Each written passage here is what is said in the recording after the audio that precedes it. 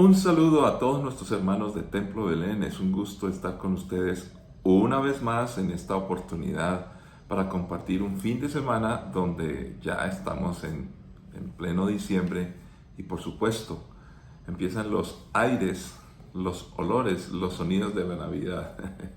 La natilla, el buñuelo, la comida, estar en casa, alegría. Y a propósito, muchas gracias por precisamente compartir con nosotros en el inicio de este diciembre nuestra obra teatral, David el musical. Gracias a Dios tuvimos muy buena asistencia. Fue desde el punto de vista artístico, del arte, el crecimiento, la expresión que ahora podemos manifestar con todos nuestros hermanos de Templo Belén, quienes han participado en esta obra y ustedes principalmente que invitaron a otros, pues creemos que hay gran satisfacción desde ese punto de vista de poder hacer algo tan hermoso con el arte y la cultura, pero mucho más importante y más allá de ello es darle gracias a Dios porque el mensaje le llegó a muchas personas que invitamos. Eso es lo más importante. Lo otro, por supuesto, nos anima, nos estimula a componer, trabajar, escenografía, bueno, todo lo que ustedes saben hay detrás de todo esto.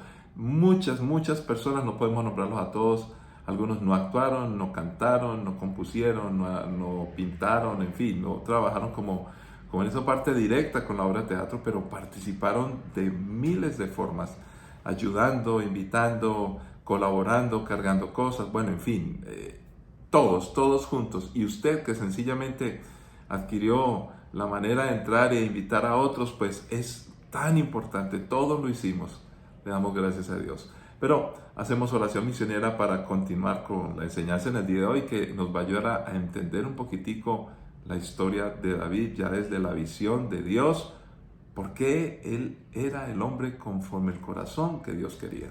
Es una pregunta que todos nos hacemos y más cuando vemos la tremenda historia y con escenas donde hay errores del poderoso rey David. ¿Por qué? Démosle gracias al Señor primero y también pidámosle en nuestra oración misionera por todos aquellos niños que en Navidad empiezan a tener un encuentro con el Señor Jesucristo a través de, qué sé yo, por ejemplo, la obra de teatro. Vamos a llevarla a unos niños, a un lugar muy especial. Hay muchos niños y vamos a hacer algo lindo con ellos, presentándole algunos extractos, algunas partes de la obra de David. Allí no podemos hacer todo el montaje, pero vamos a compartir el amor de Dios. Y me llamó la atención precisamente que hablando con alguien de los que participó me dijo: pastor, yo soy cristiano desde niño y cuando yo vi el teatro, vi la música y vi todo eso, a mis 4 años yo sentí el toque de Dios y por eso le quiero servir al Señor con esta expresión artística. Lo más interesante es que me dijo: mi niño de 4 años lo traje a uno de los ensayos y el niño quedó absorto, quedó sobrecogido y me recordó a mí mismo. ¿Cómo la música, el arte, los colores pueden tocar a un niño? Pues precisamente en estos días tenemos una pareja de nuestra iglesia compartiendo en 2 países asiáticos para trabajar con niños junto con otros de nuestras familias, obreros transculturales que están allí, llevando el evangelio a los niños. Colores, gozo, alegría, la historia de Navidad. Oramos. Le pedimos al Señor que estos niños a los que le vamos a compartir, los de su casa, los de nuestra casa, ya cuando lo hagamos nosotros allí en nuestras reuniones familiares, esta presentación para unos niños allí en un lugar, lo que van a hacer en Asia y otros niños en el mundo, que en Navidad les quede un recuerdo profundo del Señor Jesucristo y todos los que trabajamos en misiones podamos llevar el mensaje. Padre Santo, gracias porque nuestro corazón ya ha sido tocado, nuestra vida ha sido tocada, somos salvos, reconocemos a Jesucristo como nuestro Señor y Salvador, pero queremos que miles, millones de niños en cualquier lugar del mundo puedan recibir en esta Navidad un mensaje directo de quién es ese pequeño niño que nació Jesucristo. Que no lo olviden.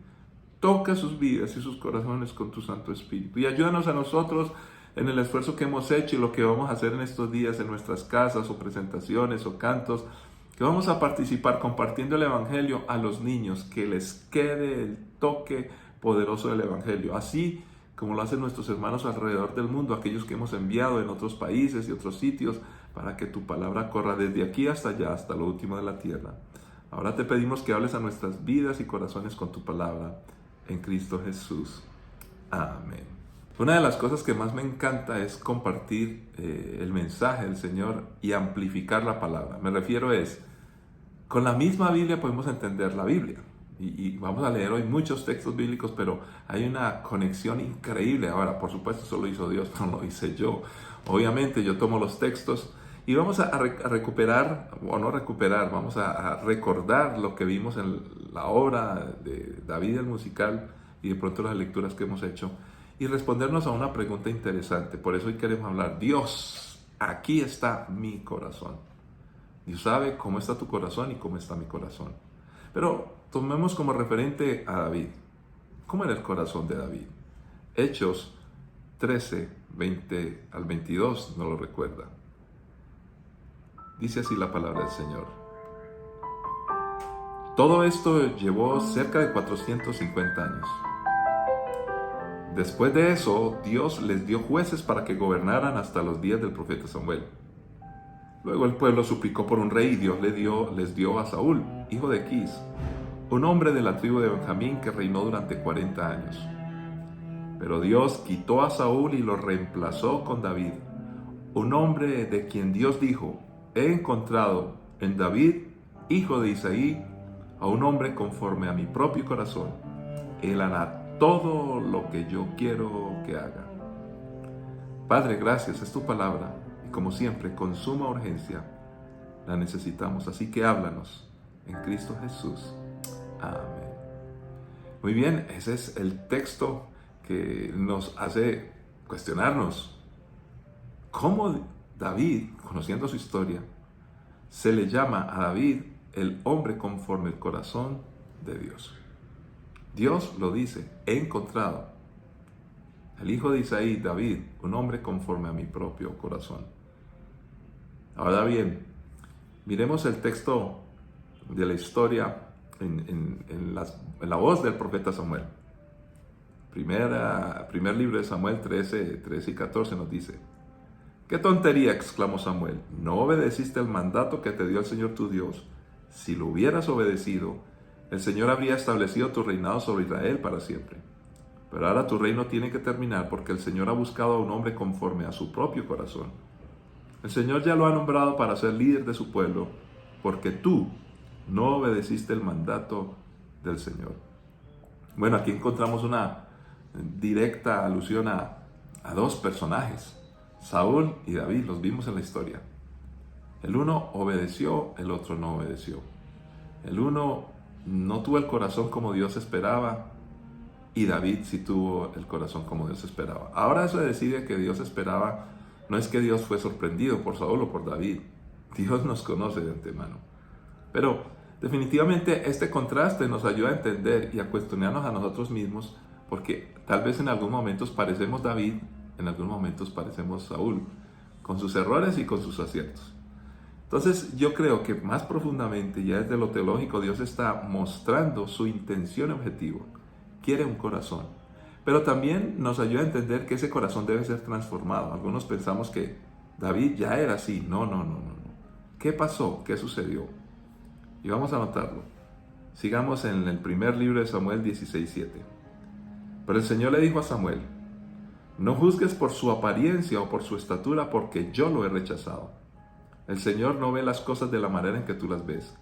La gente juzga por las apariencias, pero el Señor mira el corazón. Entonces empecemos a tener claridad con la misma historia.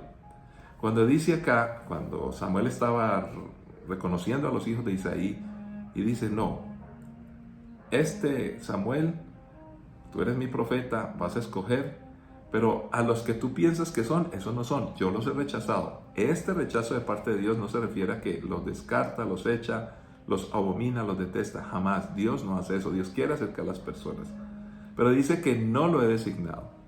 Ahora, lo que quiero que aprenda, Samuel, es que yo veo las cosas de manera distinta.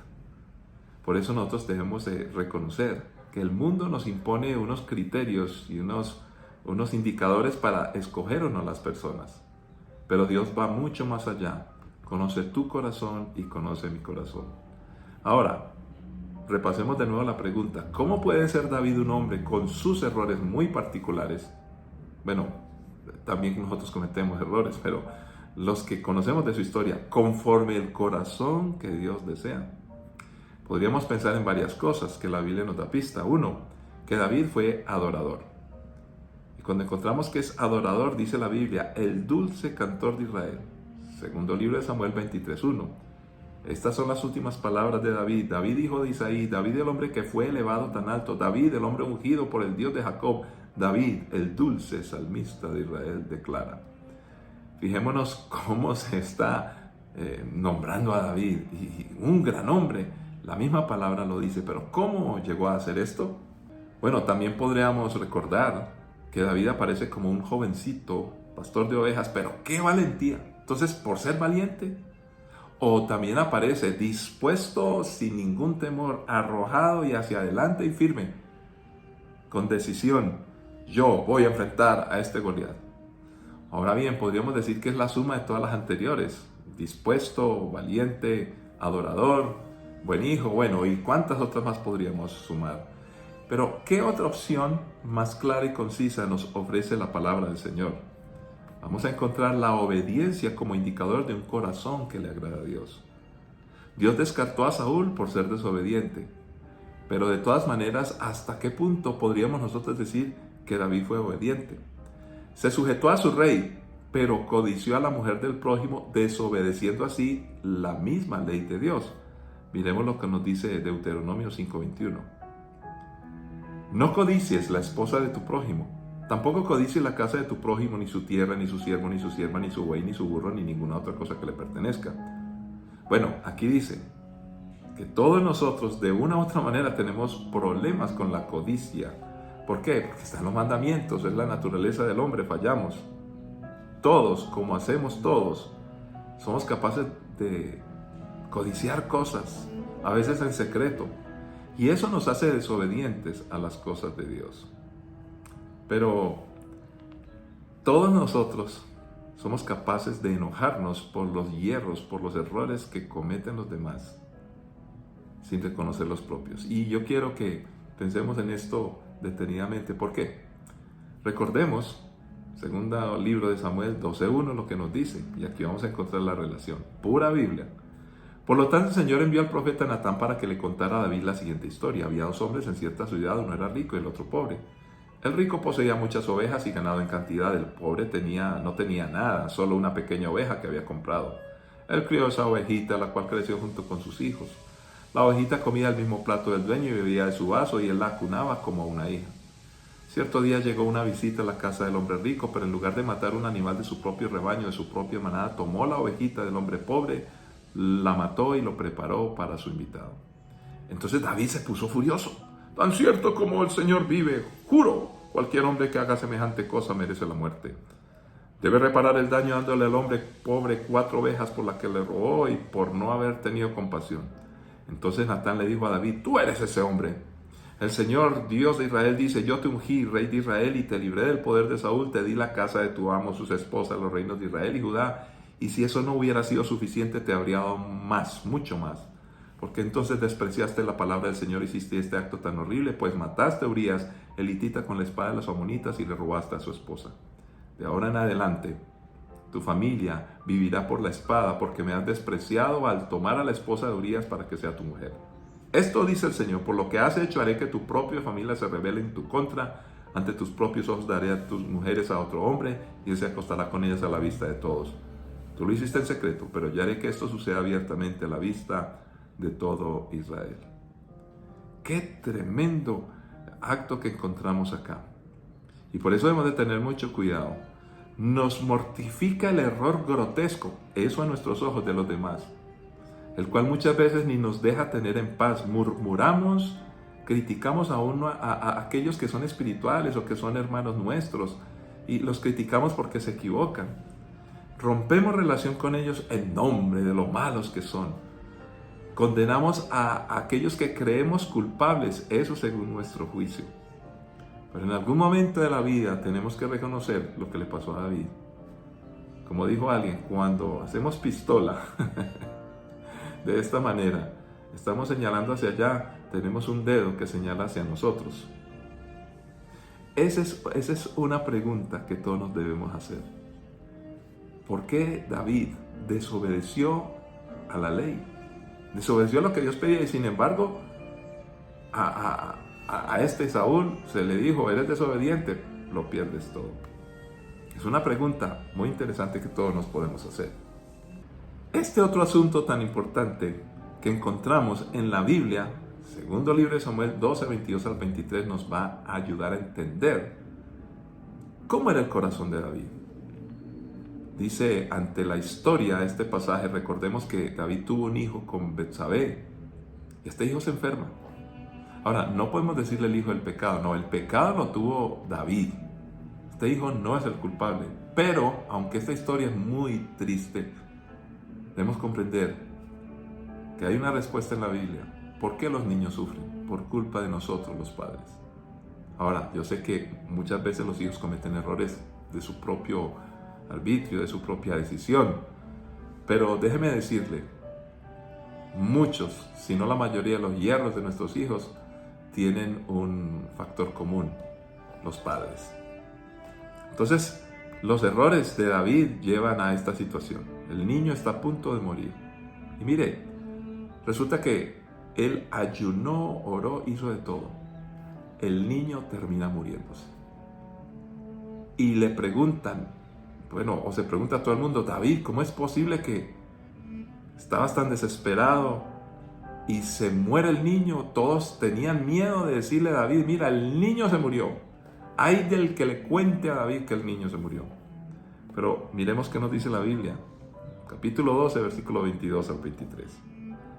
Ayuné y lloré, respondió David, mientras el niño vivía, porque me dije: tal vez el Señor sea compasivo conmigo y permita que el niño viva. Pero ¿qué motivo tengo yo para ayunar ahora que ha muerto? ¿Puedo traerlo de nuevo a la vida? Un día yo iré a él, pero él no puede regresar a mí. Este pasaje de manera clara nos empieza a aclarar mucho las cosas. Y la parte clave en mi pensamiento dice: tal vez el Señor sea compasivo conmigo y permita que el niño viva. En esa frase está diciendo: yo ayuné, dice David, porque conozco a Dios. Y yo sé que Él es tan compasivo y misericordioso que Él es capaz de parar la muerte de mi hijo. ¿Por qué David estaba tan seguro? ¿Por qué se mete en el ayuno? Y llora y clama al Señor. Definitivamente porque conocía a Dios. Esa es la expresión de un adorador: conocer a Dios. A veces pensamos que es cantar bonito y decir cosas bonitas. No, es conocer a Dios. Ahora, además, también dice: ¿qué motivo tengo yo para ayunar ahora que ha muerto? También está diciendo: mire, ya Dios tomó su decisión, la ejecutó. Ahora, él conocía el poder de Dios. Conocía su misericordia, pero también conocía que Dios es un Dios que habla y cumple. Conocía muy bien a Dios. Entonces, en lugar de desesperarse y actuar como loco, era lo que todo el mundo esperaba y que es lo que el mundo espera, y aún nosotros mismos cuando estamos en crisis, actuar desesperadamente. Si estamos cerca de Dios, para conocerle más y más, cerca de Dios como David, entonces nosotros vamos a comprender muchas cosas y vamos a actuar sensatamente. ¿Qué podemos concluir nosotros hoy? Pues básicamente dos cosas. Y vamos a hacerlo con la Biblia. Yo voy a leer para ustedes, pero usted va a meditar en su corazón y va a orar, pero escuchando. Que esto sea un clamor de todos y usted lo puede repasar en su casa. La primera conclusión es: si yo quiero ser conforme el corazón de Dios y decirle: aquí está mi corazón, Señor, para ti, yo debo acercarme a Dios y tener esa actitud como importante. Salmo 139, 1 al 12. Oh Señor, has examinado mi corazón y sabes todo acerca de mí. Sabes cuándo me siento y cuándo me levanto. Conoces mis pensamientos aun cuando me encuentro lejos. Me ves cuando viajo y cuando descanso en casa. Sabes todo lo que hago, sabes lo que voy a decir incluso antes de que lo diga. Señor, vas delante y detrás de mí. Pones tu mano de bendición sobre mi cabeza. Semejante conocimiento es demasiado maravilloso para mí. Es tan elevado que no puedo entenderlo. Jamás podría escaparme de tu espíritu, jamás podría ir de tu presencia. Si subo al cielo, allí estás tú. Si desciendo a la tumba, allí estás tú. Si cabalgo sobre las alas de la mañana. Si habito junto a los océanos más lejanos, aún allí me guiará tu mano y me sostendrá tu fuerza. Podría pedirle a la oscuridad que me ocultara y a la luz que me rodea que se convierta en noche, pero ni siquiera en la oscuridad puedo esconderme de ti. Para ti la noche es tan brillante como el día, la oscuridad y la luz son lo mismo para ti. ¿Será que le podemos decir al Señor, Señor, aquí estoy? Nunca me quiero apartar de ti, quiero estar cercano, pero eso implica orar, buscarle, meditar en Él todos los días, tenerlo en cuenta en todas las decisiones de nuestra vida. Que nunca se nos olvide que Él es nuestro Dios. Por favor, cercanos a Dios. Pero cercanos a Dios es también estar en el cuerpo, conectados con Jesucristo. Y eso implica que voy a estar con otros, que piensan diferente, que son distintos, a los cuales si les veo algo que no está bien, ayudarles, pero no criticarles, olvidándome de mis propios errores, encubriendo los míos, justificando los míos para no aceptar la crítica y poderlos criticar. Para estar cercano a Dios, debo estar en el cuerpo con mis hermanos y con Dios. Ahora, el arrepentimiento de corazón, este es importante. Proverbios 28:13, lo volvemos a leer. Los que encubren sus pecados no prosperarán, pero si los confiesan y los abandonan, recibirán misericordia. Entonces el punto no es si hemos fallado o no, que por supuesto, todos hemos caído. El asunto es si nos levantamos reconociendo nuestros pecados. Por eso olvidémonos de los errores de los demás por un momento y reconozcamos los propios, para luego con amor y en bendición y no con juicio ir y corregir a los demás. Nunca te levantes a murmurar contra nadie si no estás dispuesto a arrepentirte y luego en paz y tranquilidad con amor bendecir a los demás para que hagan lo mismo. Juzgar es fácil, pero fíjese cómo habla entonces arrepentido en el Salmo 51, David. Para el director del coro Salmo de David, cuando el profeta Natán fue a verlo después que cometió adulterio con Betsabé: ten misericordia de mí, oh Dios, debido a tu amor inagotable. A causa de tu gran compasión, borra la mancha de mis pecados. Lávame de la culpa hasta que quede limpio y purifícame de mis pecados. Pues reconozco mis rebeliones, día y noche me persiguen. Contra ti y solo contra ti he pecado. He hecho lo que es malo ante tus ojos. Quedará demostrado que tienes razón en lo que dices y que tu juicio contra mí es justo. Pues soy pecador de nacimiento. Así es, desde el momento en que me concibió mi madre. Pero tú deseas honradez desde el vientre y aún allí me enseñarás sabiduría. Purifícame de mis pecados y quedaré limpio. Lávame y quedaré más blanco que la nieve. Devuélveme la alegría, deja que me goce ahora que me has quebrantado. No sigas mirando mis pecados, quita la mancha de mi culpa. Crea en mí, oh Dios, un corazón limpio y renueva un espíritu fiel dentro de mí. No me expulses de tu presencia y no me quites de tu Espíritu Santo. Restaura en mí la alegría de tu salvación y haz que esté dispuesto a obedecerte. Entonces enseñaré a los rebeldes tus caminos y ellos se volverán a ti.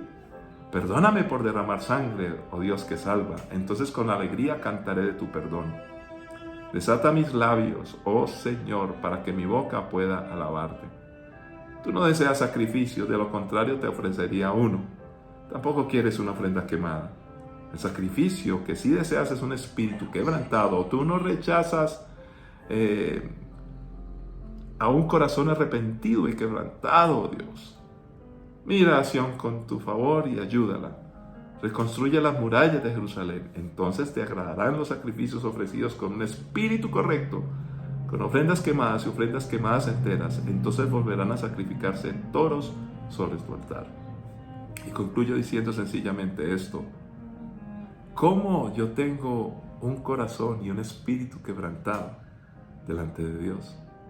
Primero debe haber alegría. Si yo juzgo a los demás, me amargo por los errores de los demás. Pero si pido perdón primero, entonces luego puedo ir, después de arrepentido, puedo restaurar y ayudar a los demás para enseñarles que así como yo me equivoqué, ellos lo pueden reconocer con mi ejemplo y con mi amor. Y por eso, de esa forma, yo puedo decirle: Señor, me has perdonado. Y tengo un corazón aquí dispuesto ante ti. Padre Santo, gracias por tu palabra.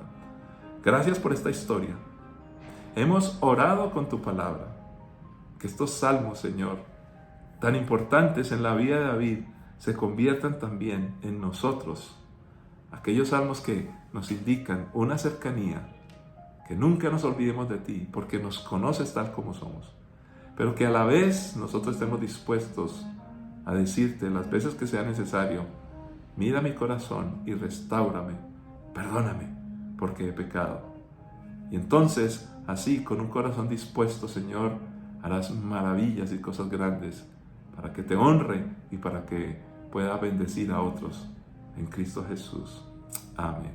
Que la paz y la gracia de nuestro Señor Jesucristo les acompañe y nos encontraremos de nuevo en estos días. Bendiciones para todos.